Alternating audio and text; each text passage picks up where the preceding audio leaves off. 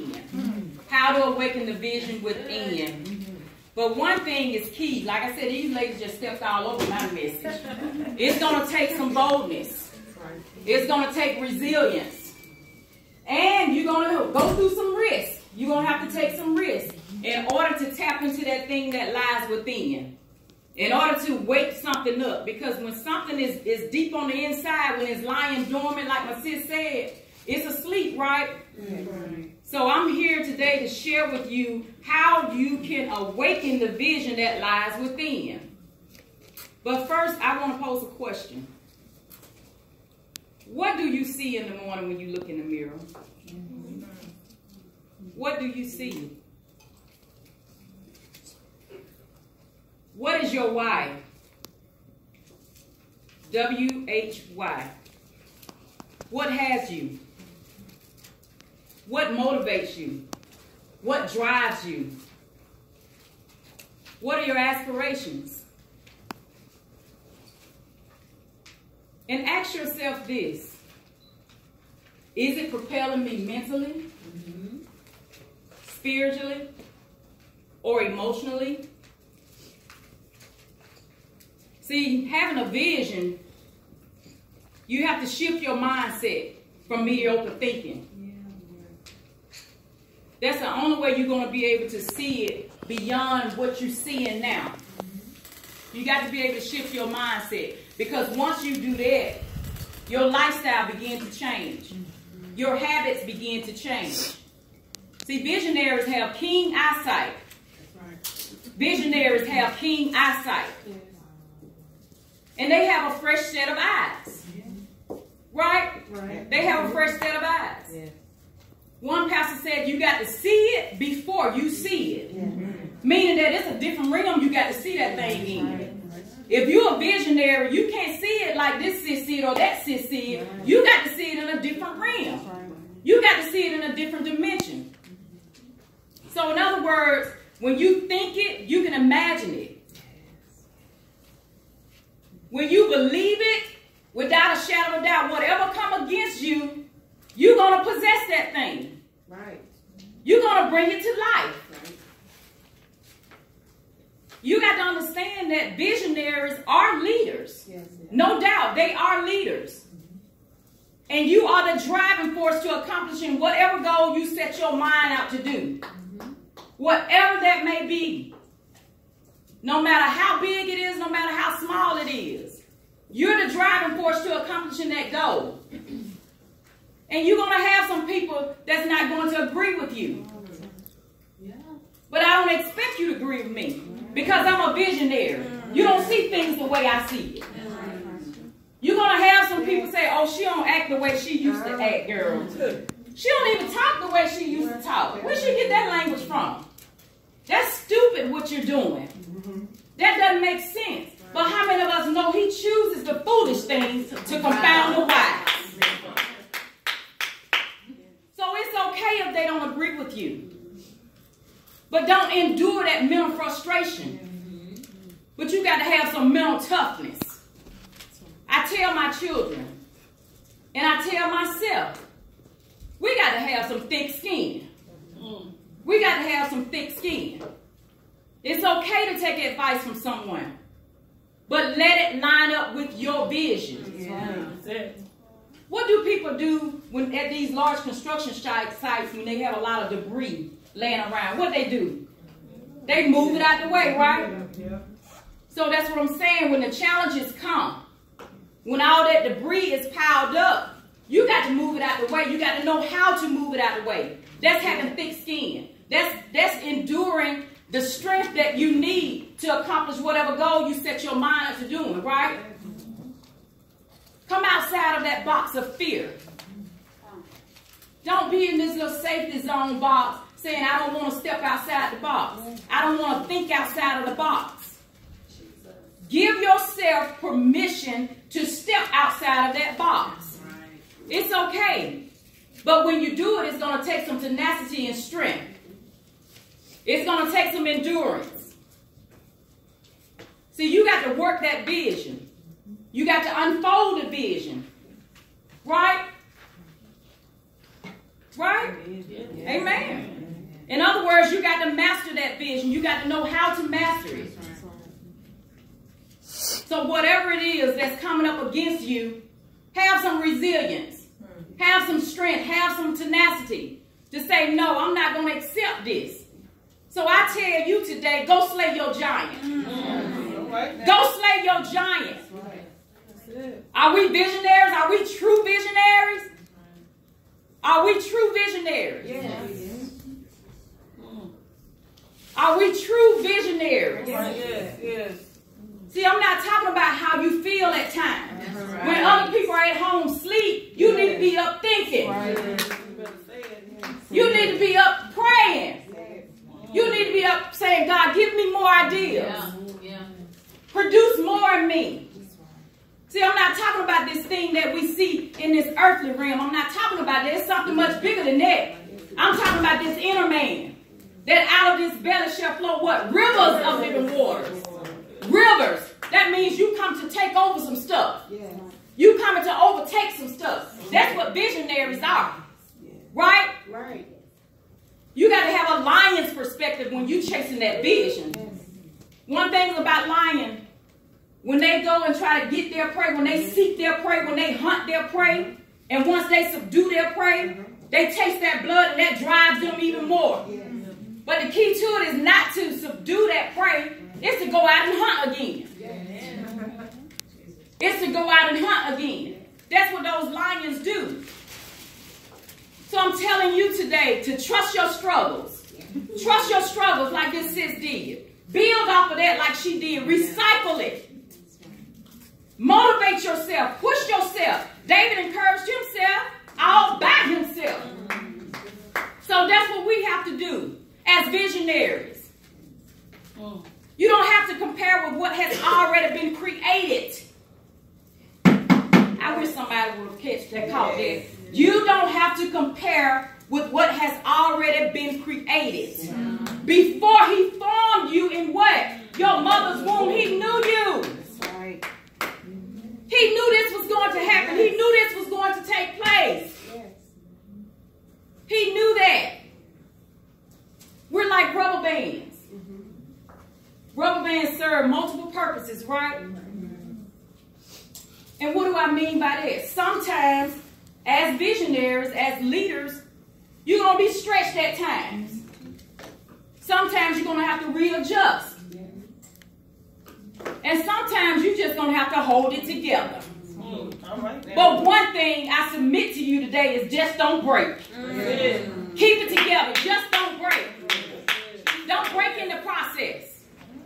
Don't break in the process. Maintain who you are without giving discounts. Because this anointing, it comes with a cost. And sometimes you don't want to experience the cost. Because you're asking yourself, why me? Why not you? Stop complaining. Why not you? You were created to be innovative. You were created to make it happen. You were created to design some things. You were created to tap into the unknown. We were all created as such. Each one of you are designed and cut in your own unique way like diamonds. No two diamonds are the same. No two diamonds are the same. Why do you think you're having those dreams? Why do you think you're having those visions? Dreams need to what? Manifest.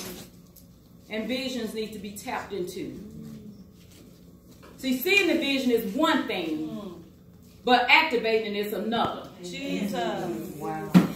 Must I say that again? Seeing the vision is one thing, but activating it is another. But you got to see the mark in order to hit it. But if you don't see that mark, how can you hit it? So what I'm saying is, when you aim for that target, you make it count.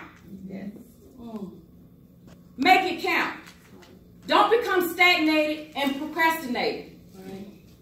She said that time is not going to wait on us. Be ready when the opportunity presents itself. Yes. Because the word said what? Faith. Says without works is what? Dead. And it also says now faith is the substance. It did not say yesterday faith or tomorrow's faith, but it says now faith is the substance of things hoped for. That means now faith is the faith that's going to what? Move those mountains out of the way. It's going to move those mountains out of the way. Why do you think we have Control, Alt, and Delete on the keyboard? Better know how to use it. Break up that fallow ground. That's why it's so essential that we renew our minds daily. Not sometimes, but daily. Yes, God. Because having vision, you got to have that mindset to accomplish that goal. Not to win, but to accomplish it. Because when you accomplish it, that means that you will fall sometimes. You will face disappointments. You will have adversaries. You will go through some adversities in life. You will face oppositions and challenges. But you got to continue to strive and achieve and go against the grain. Right? As visionaries, we got to have a 360-degree vision. I don't want the 90-degree vision because the 90-degree represents a corner of a book. That's small to me. And I don't even want the 180-degree vision because that represents a straight ruler. But when you have a whole pie, the whole circumference of a pie, that's what you call 360-degree vision. I want the whole pie, baby. I don't know about you. But I want the whole pie, and I'm going to get my pie and some whipped cream.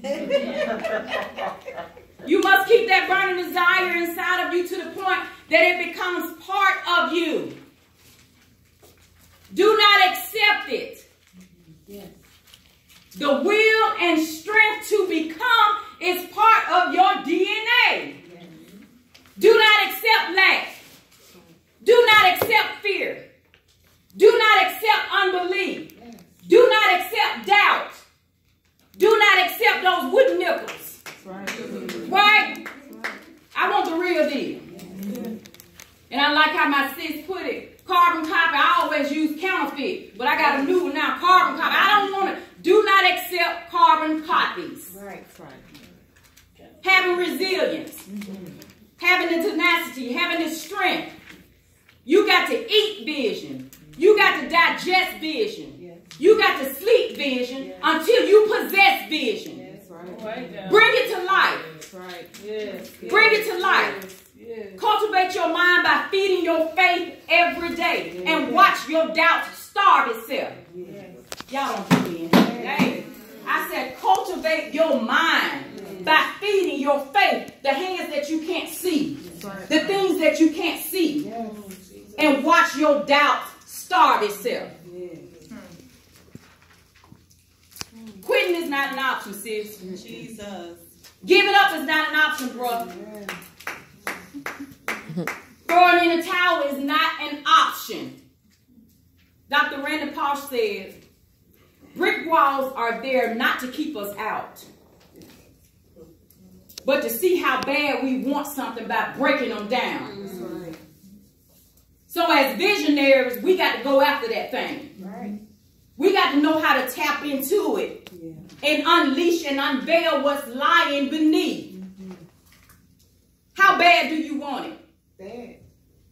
Apparently so, because you're in this room today. So let me leave you with this. After losing my husband, and it was an excruciating, painful, I tell you, unbearable ordeal that I went through.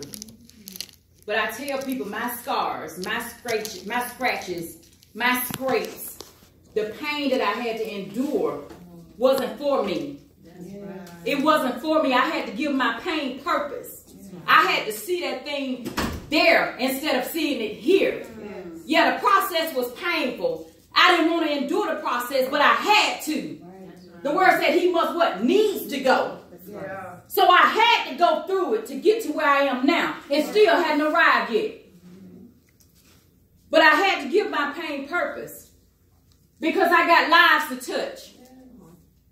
People need to be healed, delivered, and set free from this spirit of depression and despair. Right. And the only way they're going to do that, like these sisters are doing, tapping into that vision. Seeing that thing with your eyes, your spiritual eyes, not your natural eyes. Now that's vision. That's resilience. And it took a lot of it. It took a lot of it. When you have seeds, when you want to plant something right in your garden, or just plant something in general, you have seeds that you plant, right? And in order to plant those seeds and then produce that harvest, you got to have some prepared soil. You got to have the right soil that you plant those seeds in. So I'm submitting to you today, those seeds that you have, the seeds of doubt, fear, unbelief, excuses. Put those seeds in some good soil. So that they would return not only 30 or 60, but what? 100-fold. Don't plant those seeds so they'll fall by the wayside. Don't plant those seeds so they'll fall on stony places. Surely don't plant those seeds in thorns. But I need you to plant those seeds of strength, faith, resilience. I need you to plant those seeds in some good ground so that it can do what? Produce a harvest. That it will mature, that it will grow, that it will multiply. So I challenge you to bring that vision to life. Whatever it may be, bring that vision to life. And by doing that, you would have to educate yourself. You would have to network. You would have to strategize. And most importantly, you would have to stay focused. Don't get knocked off course. Distractions are going to come. The sisters already said it. Distractions are going to come. They are designed to come. There's nothing we can do about that because they're designed to come and get you off course. They're not thinking about you. The distractions can care less about you. The distractions want what's in here. Yeah. The distractions want what's in here. But you got to stay focused. You got to stay focused. There's this quote by someone, they said, you never find out how much you know until you find out how little you know. Robert Schuller says success is never ending. So when you attain it, and when you accomplish it, you can't be afraid of it. But one thing for certain, you must stay humble. You must stay humble. So I decree to you today in this place that you shall bring forth fruit in your season. Yes. You shall bring forth fruit in your season. Yes. This is a season of what? Acceleration. This is a season of what? Speedily. This is a season of resilience. This is a season of strength and tenacity. This is a season of reaping the harvest. This is a season where the shifting is taking place. But you got to grab hold on it and know if it's your season or not. Jesus. Right? Right. So bring that vision to life. Cultivate it. Attain it. Accomplish it. And live it. Thank you.